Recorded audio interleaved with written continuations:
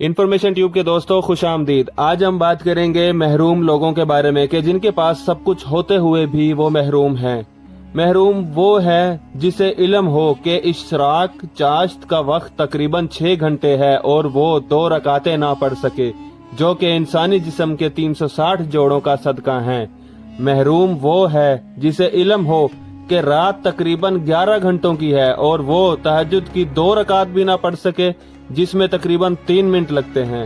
محروم وہ ہے جسے علم ہو کہ دن اور رات میں 24 گھنٹے ہوتے ہیں اور وہ قرآن کریم کے 1 رکوع کی بھی تلاوت نہ کر سکے جس میں محض 2 منٹ لگتے ہیں۔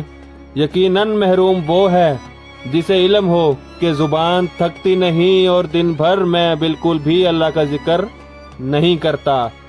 استغفر اللہ ربی من کل ذنب واتوب الیہ۔ اور اسی طرح زندگی گزر رہی ہے اور ہم اپنے آپ سے غافل ہیں اور اپنے وقت کو ضائع کر رہے ہیں۔ یا اللہ ہمیں ان محرومیوں سے تیری پناہ چاہیے۔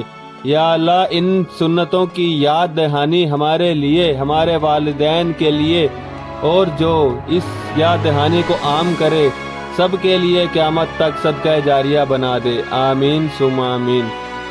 ویڈیو پسند آئی ہو تو لازمی اپنے دوستوں کے ساتھ شیئر کریں اور اس چینل کو سبسکرائب کرنا نہ بھولیں تاکہ ماضی میں آنے والی اس جیسی معلوماتی ویڈیوز کا نوٹیفیکیشن آپ کو بر وقت مل سکے۔ مجھے دیجیے اجازت۔ اللہ حافظ۔